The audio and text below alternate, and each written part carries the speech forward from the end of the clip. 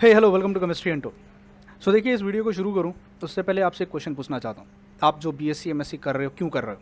तो देखिए, एक ऑब्वियस सा आंसर इसका ये आता है कि सर हम पढ़ाई इसलिए कर रहे हैं ताकि हमें एक अच्छा और एक सिक्योर जॉब मिल सके। और ये हकीकत है कि हर स्टूडेंट आज के टाइम पे इसलिए पढ़ाई कर रहा है ताकि वो अपने सपनों को पूरा कर सके, एक अच्छी नौकरी ले सके, और एक अच्छी नौकरी के साथ एक सिक्योर नौकरी ले सके जहाँ पर उसको ये डर ना हो कि उसे निकाल दिया जाए। सो इस वीडियो में बात करते हैं टीचिंग सेक्शन के बारे में कि अगर आप बीएससी एमएससी के बाद अगर टीचर बनना चाहते हो या आप टीचिंग फील्ड में आना चाहते हो तो आपके पास कितने अलग अलग ऑप्शंस अवेलेबल हैं। देखिए, प्लीज़ इस वीडियो को शेयर कीजिएगा अपने फ्रेंड्स के साथ ताकि उनको भी इन ऑप्शंस के बारे में पता चले। यहाँ पे हो सकता है मैं कुछ ऑप्शंस को मिस कर दूँ या कुछ ऑप्शंस मैं ना बताऊँ, मेरे दिमाग में ना आए हों। जितने मेरे दिमाग में थे मैंने उतने यहाँ पे रखने की कोशिश की है। तो देखिए, अगर आपको टीचर बनना है तो आपके पास दो मेन ऑप्शंस होते हैं। या तो आप गवर्नमेंट सेक्टर में यानी गवर्नमेंट में जाके एक टीचर की पोस्ट के लिए अप्लाई कर सकते हो, that is government teacher, government school colleges में, या आप प्राइवेट सेक्टर में जा सकते हो। बात शुरू करते हैं गवर्नमेंट सेक्टर के साथ। देखिए, गवर्नमेंट सेक्टर में अगर आपको अप्लाई करना है तो आपके पास गवर्नमेंट स्कूल्स में आप अप्लाई कर सकते हो। 10th स्टैंडर्ड तक के जो गवर्नमेंट स्कूल्स होते हैं, हमारे स्कूल्स जो गाँव में होते हैं या टाउन्स में होते हैं। फिर आप हाई स्कूल के लिए अप्लाई कर सकते हो, that is your 11th standard and 12th standard के लिए। आप डिग्री कॉलेजेस में जा सकते हो और आप आर्मी स्कूल्स के लिए अप्लाई कर सकते हो। नाउ क्या मिनिमम क्राइटेरिया है? देखिए, अगर आप 10th स्टैंडर्ड के स्कूल्स में एज अ गवर्नमेंट टीचर लगना चाहते हो, आप अगर गाँव से बिलोंग करते हो तो आपने वहाँ देखा होगा गाँव में, तो आपको मिनिमम एक बीएससी की डिग्री चाहिए, प्लस आपको एक बीएड का डिग्री चाहिए अगर आपको गवर्नमेंट स्कूल्स के लिए अप्लाई करना है। अब ये डिपेंड करता है वेदर वैकेंसीज आ रही हैं कि नहीं आ रही हैं। जिस हिसाब से आजकल वैकेंसीज़ और एग्ज़ाम का और पोस्ट का जो खेल चल रहा है, तो एग्ज़ाम होते हैं और 5-5 4-4 साल तक वैकेंसीज़ नहीं आती हैं, पोस्ट फिल नहीं करी जाती हैं। तो आप अंदाज़ा लगा सकते हो कि हालात क्या है।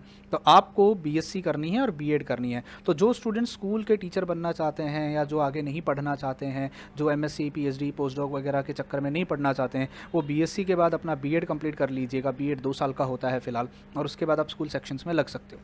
अब जो हाई स्कूल में पढ़ाना चाहते हैं, जो 11-12 स्टैंडर्ड के स्टूडेंट्स को पढ़ाना चाहते हैं, तो उनके लिए एमएससी प्लस बीएड कंपलसरी होता है। अब जैसे मैं महाराष्ट्र से बिलोंग करता हूँ, तो महाराष्ट्र में ये रूल है कि अगर आपको 11-12 स्टैंडर्ड में पढ़ाना है किसी भी डिग्री जूनियर कॉलेज, हम उसको जूनियर कॉलेज कहते हैं, ठीक है, डिग्री कॉलेज को हम सीनियर कॉलेज कहते हैं। तो अगर आपको जूनियर कॉलेज में पढ़ाना है तो आपके पास एमएससी के साथ साथ बीएड का होना ज़रूरी है, ठीक है। अब बात करते हैं डिग्री कॉलेज की। डिग्री कॉलेज मतलब BSc MSc, graduation and post graduation को अगर आपको पढ़ाना है तो आपके पास एमएससी तो होना ही चाहिए। उसके साथ साथ आपके पास या तो नेशनल एलिजिबिलिटी टेस्ट क्वालिफाई होना चाहिए, या आपके पास सेट यानी स्टेट एलिजिबिलिटी टेस्ट क्वालिफाई होना चाहिए। और इतने से भी काम नहीं चलेगा जनाब, आपका एमएससी के साथ साथ आपका नेट क्वालिफाई होना चाहिए। नेट के साथ साथ कुछ कुछ जगहों पर वो पीएचडी भी मांगते हैं, क्योंकि डिग्री कॉलेज में एक पोस्ट अगर निकलती है तो उसको भरने का जो प्रोसेस होता है काफ़ी लंबा चौड़ा और बड़ा होता है। इसमें सिर्फ एमएससी से नहीं चलेगा, सिर्फ नेट क्वालिफिकेशन से भी नहीं चलेगा। लोग सोचते हैं कि बच्चे सोचते हैं नेट क्वालिफाई कर लेंगे तो हमें 100% जॉब मिल जाएगी, घर से उठा के लेके चले जाएंगे। ऐसा कुछ नहीं होता। बहुत सारे बच्चे सालों साल नेट पेपर क्वालिफाई करते हैं और उन्हें एक गवर्नमेंट वैकेंसी पोस्ट नहीं मिलती है। आप सोचिए, साल में 2 बार नेट का पेपर होता है, हज़ारों बच्चे क्वालिफाई करते हैं, पर क्या उतनी वैकेंसीज आती हैं? क्या उतनी पोस्ट निकलती हैं? और अगर पोस्ट निकलती हैं तो क्या उन्हें उस तरीके से भरा जाता है? फेयर एंड स्मूथ प्रोसेस होता है कि करप्शन बीच में इन्वॉल्व हो जाता है? बहुत सारी जगहों पे केसेस सुनने में आते हैं कि पहचान के थ्रू पोस्ट मिल जाती है, फेयर प्रोसेस होता नहीं है, वहाँ पे जो कैंडिडेट डिज़र्व करता है उसको नहीं मिलता है, ठीक है। तो ये एक बड़ा फंडा है। अब कुछ कुछ जगहों पे पीएचडी के भी मार्क्स होते हैं। जैसे अगर आप कहीं, जैसे दिल्ली यूनिवर्सिटी की मैं बात करूं, तो आप दिल्ली यूनिवर्सिटी में जब अप्लाई करते हो तो किसी भी कॉलेज में, एफिलिएटेड कॉलेजेस में भी अगर आपको जाना है डिग्री कॉलेज में, तो आपको एमएससी नेट के साथ साथ पीएचडी का भी होना ज़रूरी है। कुछ जगहों पे होता है, कुछ जगहों पे नहीं होता है, ठीक है। तो एक ये बड़ा कंट्रोवर्शियल चीज़ है कि डिग्री कॉलेज में पोस्ट पाना अपने आप में बहुत बड़ी कशमकश और मशक्क़त है आज के टाइम पे, ठीक है। तो एमएससी के बाद नेट, नेट के बाद पीएचडी, और अगर आपके पास पोस्ट डॉक है, अगर आपने पोस्ट डॉक किया हुआ है, तो आपका वेटेज और बढ़ जाता है। अब दिमाग में कुछ क्वेश्चन आ रहा होगा कि सर ये तो बात हो गई नॉर्मल यूनिवर्सिटीज़ की। नॉर्मल यूनिवर्सिटी में एमएससी चाहिए, नेट चाहिए, पीएचडी चाहिए। कुछ कुछ जगहों पे पीएचडी मांगते हैं, कुछ जगहों पे पीएचडी नहीं मांगते हैं। आने वाले टाइम में शायद पीएचडी को मैंडेटरी करने वाले हैं। तो अगर हमें आईआईटीज़ में ट्राई करना है, एनआईटीज़ में ट्राई करना है, जो क्रीम इंस्टीट्यूट जिनको हम कहते हैं, जो इंडिया के सबसे बड़े बड़े इंस्टीट्यूट्स होते हैं, उनका क्या प्रोसीजर होता है? वो भी तो गवर्नमेंट होते हैं, गवर्नमेंट जॉब होता है वो भी। तो उनका प्रोसीजर भी सेम होता है। आपको एमएससी चाहिए, आपका एमएससी के साथ अगर नेट क्वालिफाइड है तो बहुत अच्छी बात है। मैं क्रीम इंस्टीट्यूट्स की बात कर रहा हूँ। अगर नेट क्वालिफाइड नहीं है तो पीएचडी भी चलेगा।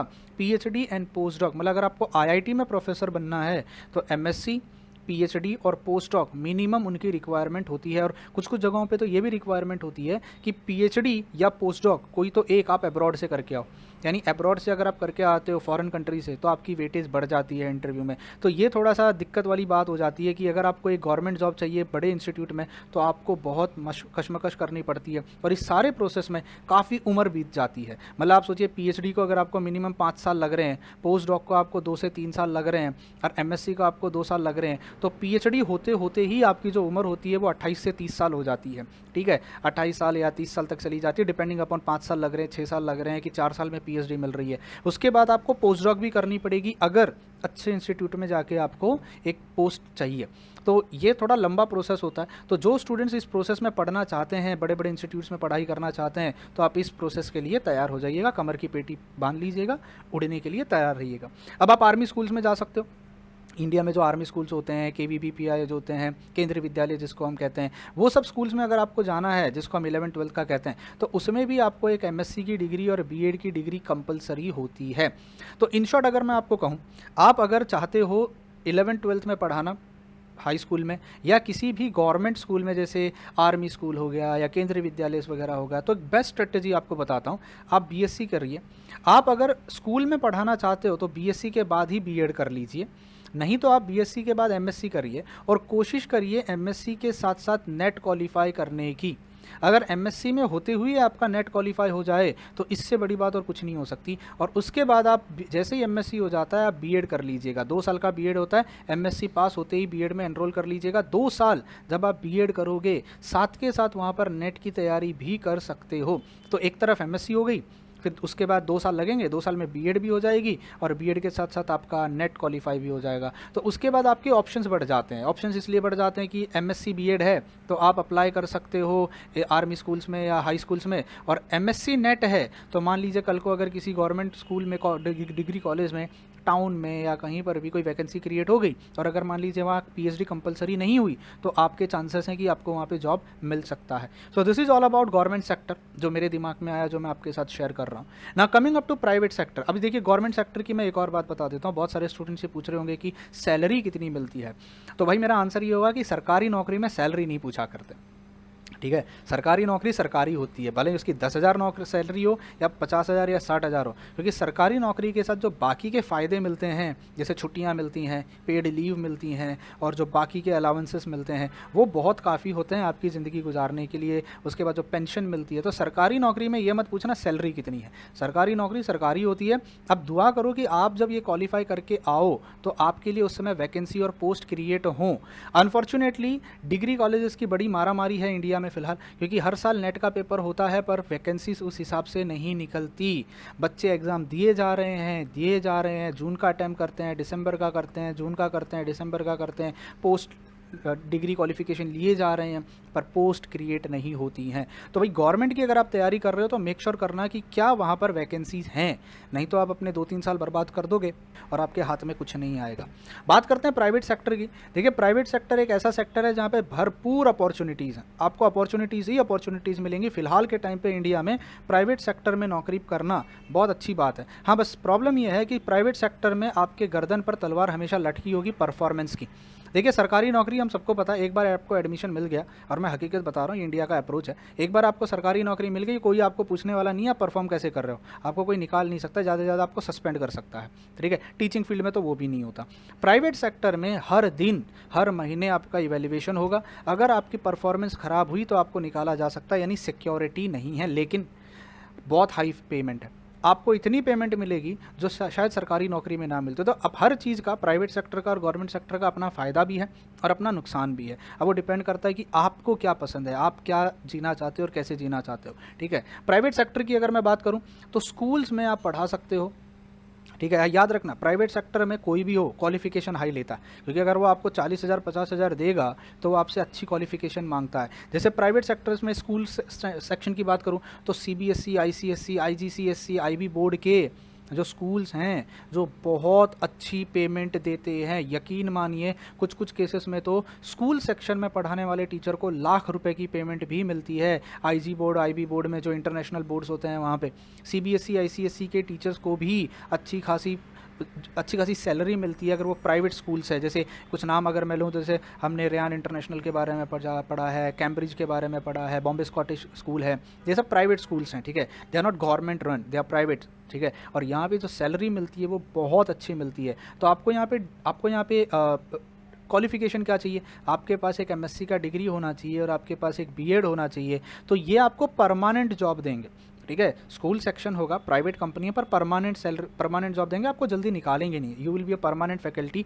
और अच्छी खासी सैलरी मिलती है। तो जो स्टूडेंट एमएससी कर रहे हैं, जिनका नेट क्वालिफाई नहीं हो पाया, अगर वो बीएड कर लेंगे तो आपके पास ये ऑप्शन बढ़ जाते हैं अगर आप स्कूल सेक्शन में जाके पढ़ाना चाहते हो तो। उसके बाद आता है हाई स्कूल, 11-12 स्टैंडर्ड का। अब जैसे सीबीएसई जो होता है, आईसीएसई जो होते हैं, इनके हाई स्कूल भी होते हैं, ठीक है। सीबीएसई आईसीएसई के हाई स्कूल भी होते हैं, 11 स्टैंडर्ड 10 स्टैंडर्ड, उनका भी क्वालिफिकेशन सेम है, बीएससी बीएड। क्या चाहिए, बीएससी बीएड चाहिए। तो यार देखो, सॉरी एमएससी बीएड करने के बहुत सारे फ़ायदे हैं अगर आप थोड़े अवेयर हो, अगर आप थोड़ा नज़र रखो अपॉर्चुनिटीज़ पे, वैकेंसीज़ पे, पोस्ट पे कहाँ आ रही हैं कहाँ नहीं आ रही हैं, तो आपको बहुत सारी अपॉर्चुनिटीज़ मिल सकती हैं अप्लाई करने के लिए, ठीक है। बात करते हैं ऑनलाइन कोचिंग की और ऑफलाइन कोचिंग सेंटर्स के बारे में। तो आई होप 11-12 का सीबीएसई आईसीएसई का फंडा क्लियर है, स्कूल सेक्शन तक भी आपका फंडा क्लियर है। अब एक सबसे बड़ा जो बूमिंग सेक्टर है इंडिया में फ़िलहाल, वो है कोचिंग इंडस्ट्री। अब भाई आप सब मानते हो इस बात को कि बच्चा 7वीं का हो 8वीं का हो, आजकल तो ऐसा ज़माना आ गया कि 6वीं का बच्चा भी लैपटॉप पे पढ़ाई कर रहा है, ठीक है। तो आप समझ सकते हो कि कोचिंग का जो एक पैटर्न है या जो कोचिंग की जो टेंडेंसी है वो एक ऐसी इंडिया में फैल गई है। पहले हमारे ज़माने में ऐसा हुआ करता था, मेरे पापा के ज़माने में ऐसा होता था कि जब कोई बच्चा ट्यूशन जाता था तो हम कहते थे ये कमज़ोर बच्चा है इसलिए ट्यूशन जा रहा है। पर आज के ज़माने में ऐसा होगा कि जो ट्यूशन नहीं जाता है उसको हम कहते हैं तो ट्यूशन क्यों नहीं जाता। तो कोचिंग आज के ज़माने में ऐसी हो गई है कि आप हर सेक्शन में देखो, एक आजकल बच्चों को कोचिंग की ज़रूरत पड़ रही है। अब क्या रीज़न है क्या नहीं है मैं उस पर कमेंट नहीं करना चाहता, but yes, coaching is a very promising field right now. अब कोचिंग भी फ़िलहाल 2 हो गई हैं। पहले ऑफलाइन कोचिंग ही हुआ करती थी, जहाँ आपको कोचिंग सेंटर में जाना होता था, 50 बच्चे 100 बच्चे 20 बच्चे बैठते थे, आप फिजिकल उनको 1-on-1 पढ़ा के आते थे। अब एक नया तरीका निकल गया है और कोरोना पीरियड के बाद ये सबसे ज़्यादा बूम हो गया है, and that is your online coaching. अब बहुत बड़े बड़े इंस्टीट्यूट्स, बहुत बड़े बड़े कंपनीज़ आ गई हैं जो ऑनलाइन अब बता रही हैं, जैसे बायजूस है, अनअकैडमी है, वेदांतु है, ये बड़ी बड़ी कंपनीज़ जो हैं वो मार्केट में आ गई हैं जो ऑनलाइन कोचिंग करवाती हैं। अब ऑनलाइन कोचिंग की सबसे बड़ी खासियत ये है और ऑफलाइन कोचिंग की सबसे बड़ी खासियत ये है कि बहुत डिमांड होती है, और अच्छे टीचर्स की तो बहुत ही ज़्यादा डिमांड होती है। तो अगर आपके पास टीचिंग स्किल है, अगर आपने एमएससी कर रखी है, तो आपकी तगड़ी डिमांड है। बस सबसे बड़ी खासियत बताता हूँ, प्राइवेट सेक्टर में, कोचिंग इंडस्ट्री में क्वालिफ़िकेशन कोई बहुत बड़ी बात नहीं है। अब हम बोलते हैं कि आईआईटी का टैग चाहिए, बट हर केस में नहीं चाहिए। अगर आपके पास कम्युनिकेशन स्किल बहुत अच्छी है, आपकी नॉलेज बहुत तगड़ी है, और आपने अगर काफ़ी सालों से छोटे मोटी जगहों पे पढ़ाया है, और अगर आपको टीचिंग का थोड़ा एक्सपीरियंस है, तो ऑफलाइन ऑनलाइन दोनों सेक्टर्स में आपकी बहुत डिमांड होगी। क्योंकि आप समझिए इतने बच्चे हैं, स्पेशली अगर मैं बात करूं ऑनलाइन की, तो ऑनलाइन तो ऐसा हो गया कि आप जैसे आज मैं आपसे कनेक्ट हो रहा हूँ यहाँ घर पे बैठ के, एक छोटे से कमरे में मैं बैठा हुआ हूँ और आप लोगों के साथ मैं कनेक्टेड हूँ, 1.5 लाख की ऑडियंस चैनल पे है। सो this is only because of online. मैं खुद एक प्लेटफॉर्म पे पढ़ाता हूँ, अनअकैडमी पे, जहाँ पर मैं लेक्चर्स लेता हूँ यहाँ मुंबई में बैठ के, और मैं आसाम के, बंगाल के, उड़ीसा के बच्चों के साथ, चेन्नई के बच्चों के साथ, हरियाणा पंजाब राजस्थान के बच्चों के साथ कम्युनिकेट करता हूँ। सोचिए अगर मैं ऑफलाइन में पढ़ा रहा होता तो मेरी जो रीच होती वो उस क्लासरूम के 50 बच्चों के बाहर नहीं होती। मैं मुंबई में ऑफलाइन कोचिंग क्लासेस में पढ़ा रहा हूँ पिछले 8 या 9 साल से, ठीक है। मैंने अपना पूरा टीचिंग करियर जो है वो मैंने ऑफलाइन रखा है प्राइवेट सेक्टर में, तो यहाँ मैं 8-9 साल से पढ़ा रहा हूँ। मेरी जो रीच थी उस टाइम पे वो एक लिमिटेड एरिया तक होती थी, पर जब से ये डिजिटलाइजेशन हुआ है, आज जो मेरी रीच है वो इंडिया में बहुत ऐसी जगहों पे हो गई है जहाँ पे मैं कभी गया भी नहीं हूँ, जहाँ पे मैं पर्सनली कभी नहीं गया हूँ, वहाँ के बच्चे भी मेरे साथ कनेक्टेड हैं। तो ऑनलाइन कोचिंग और ऑफलाइन कोचिंग, ये 2 सबसे प्रॉमिसिंग फील्ड हैं, लेकिन इन दोनों की मैं खासियत बता देता हूँ। बहुत बच्चे यहाँ आते हैं, इसकी सबसे बड़ी खासियत ये है कि आपके पास कम्युनिकेशन स्किल, आपसे ये फ़र्क नहीं पड़ता आपको कितना आता है, आपको कितना आता है ये आप कॉम्पिटिटिव एग्जाम्स में दिखाइए। इन सेक्टर्स में फ़र्क पड़ता है आपकी कम्युनिकेशन स्किल कितनी अच्छी है। देखिए मैं बहुत एक्सपीरियंस के साथ कह रहा हूँ, मैं बहुत किसी ईगो में आके या किसी को डाउनग्रेड करने के लिए नहीं कह रहा, जो हकीकत है वो हकीकत बता रहा हूँ कि ऑनलाइन कोचिंग सेक्टर में और ऑफलाइन कोचिंग सेक्टर में दो चीज़ें चलती हैं। अगर मैं बात करूँ ऑफलाइन की, तो ऑफलाइन में मैटर करता है कि आपका कम्युनिकेशन स्किल कितना अच्छा है। क्या आप बच्चों के साथ कम्युनिकेट कर पा रहे हैं, क्या आप उनके साथ अपने टॉपिक को कन्वे कर पा रहे हैं, तो आप ऑफलाइन कोचिंग इंडस्ट्री में हिट हो। और सर अगर मैं आपको हकीकत बताऊं, ऑफलाइन कोचिंग में इतना पैसा है। आपने नाम सुना होगा कोटा इंडस्ट्री का। कोटा में इतनी बड़ी बड़ी इंडस्ट्री हैं। हकीकत मानिए, मैंने ऐसे ऐसे लोगों को भी सुना है जिनको महीने का 3-3 लाख 4-4 लाख रुपए भी महीने का मिलता है।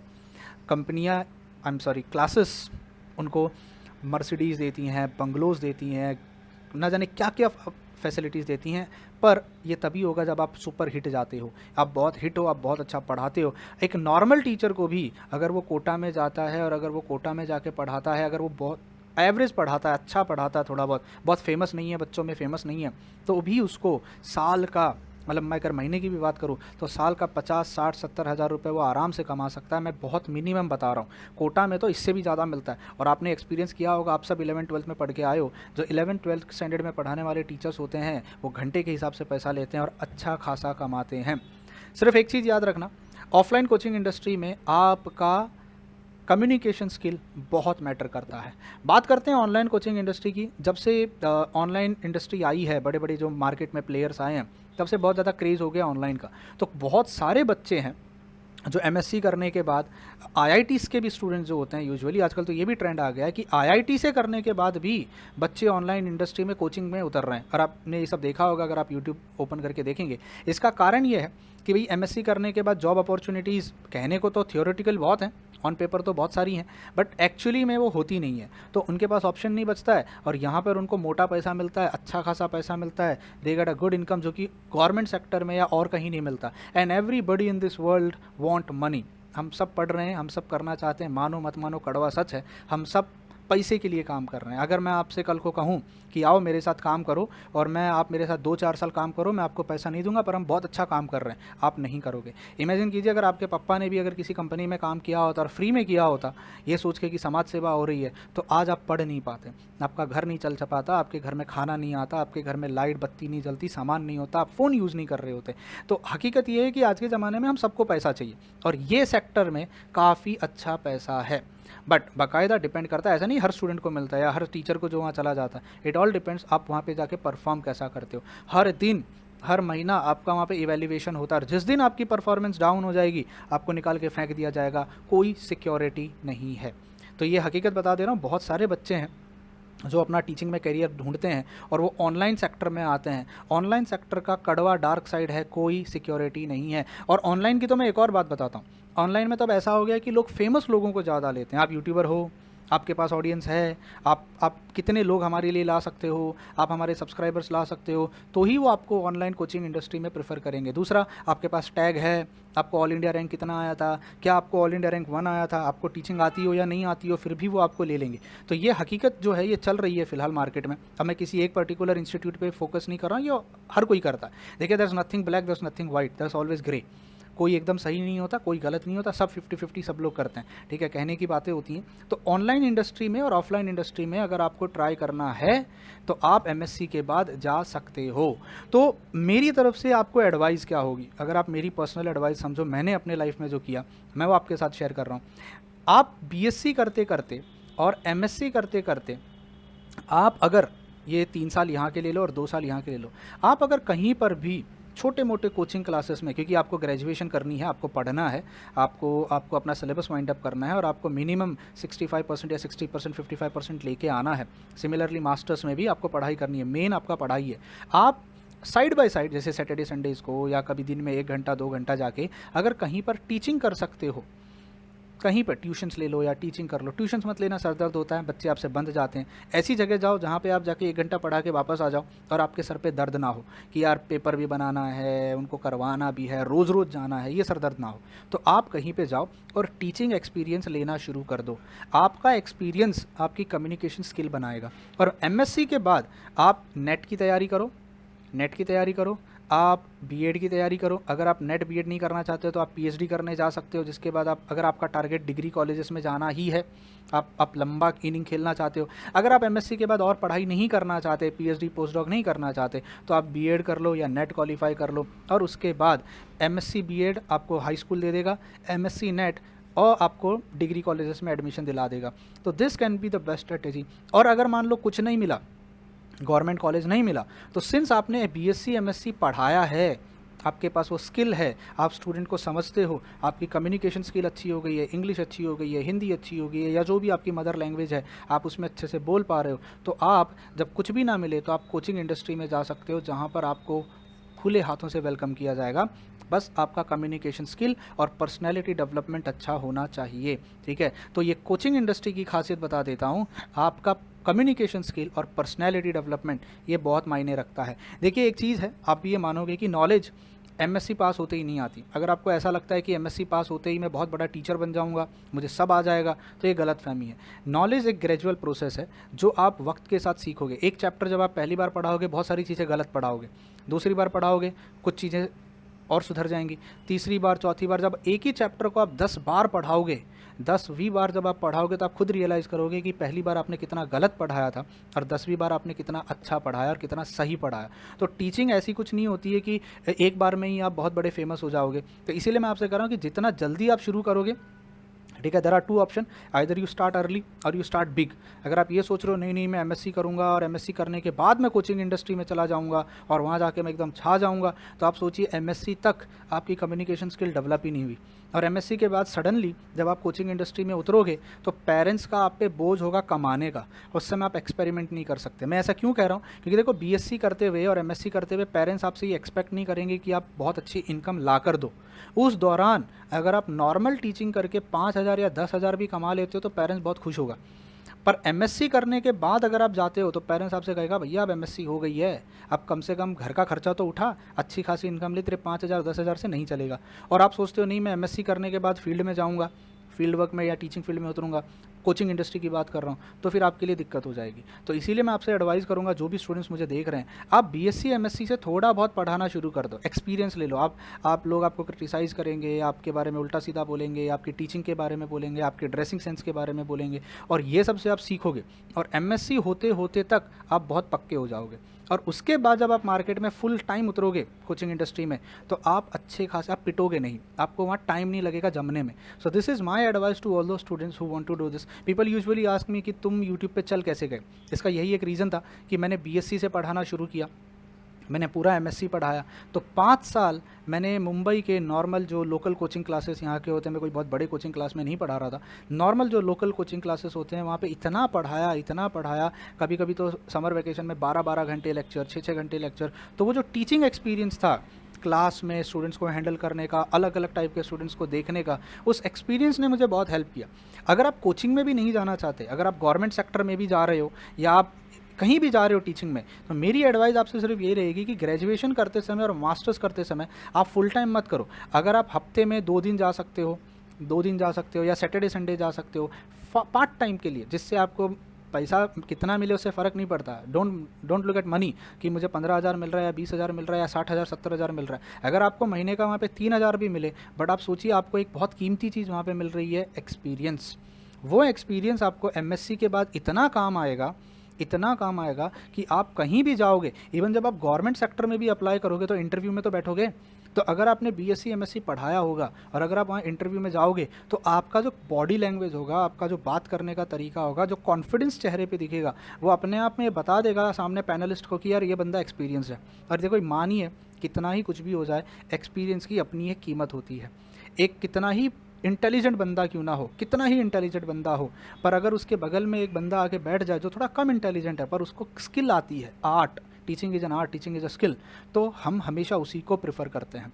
उसके बाद हम डिग्रियां नहीं देखते, क्योंकि हमें एक बार पता चल गया कि ये बंदा हमें वो चीज़ पढ़ा सकता है, स्किल है उसके पास पढ़ाने का, कम्युनिकेट करने का, लैंग्वेज के साथ खेलने का, तो हम उसको ही प्रेफरेंस देते हैं। तो मैं उम्मीद करता हूँ इस वीडियो से जो मैसेज मैं आप लोगों तक कन्वे करना चाहता था, बहुत स्टूडेंट्स हैं जो यहाँ पे जुड़े हुए हैं, जो जॉब अपॉर्चुनिटीज़ के बारे में देखते हैं, जो अपना सालों साल बर्बाद कर देते हैं, उन सब के पास ये सारे ऑप्शंस अवेलेबल हैं। ठीक है। तो सोचना इसके बारे में, मेक श्योर करना है कि आप गवर्नमेंट सेक्टर के लिए वेट करना चाहते हो कि प्राइवेट सेक्टर में जाके चमकना चाहते हो। दोनों का फ़ायदा और नुकसान मैंने बता दिया है। प्राइवेट सेक्टर में आपकी परफॉर्मेंस मैटर करेगी और गवर्नमेंट सेक्टर में मैं कह सकता हूँ आपका लक मैटर करता है। आपके पास लक है कि आपके पास लक नहीं है, ठीक है। तो प्लीज़ इस वीडियो को शेयर कीजिएगा ताकि ज़्यादा से ज़्यादा लोगों तक ये वीडियो पहुँचे और लोगों को ये अवेयरनेस आए। और अगर आप कुछ और मुझसे सुनना चाहते हो इन सब टॉपिक्स के बारे में, या मेरा जो पर्सनल एक्सपीरियंस है कि मैंने कैसे मेरा टीचिंग करियर स्टार्ट किया, अगर वो सब आप सुनना चाहते हो तो प्लीज़ कॉमेंट करके मुझे ज़रूर बताना। आपके जो कॉमेंट्स होते हैं वो मुझे मोटिवेट करेंगे कि मुझे वीडियो बनाना चाहिए कि नहीं बनाना चाहिए। भाई ऑडियंस सुनना चाहती है कि नहीं सुनना चाहती है, मैं बना दूँ और कोई सुनने को रेडी ना हो तो सही बात नहीं है, ठीक है। तो प्लीज़ डू कमेंट। और अगर आपने चैनल सब्सक्राइब नहीं किया तो जाते जाते चैनल को सब्सक्राइब कर देना। Till then bye bye, take care and God bless you all.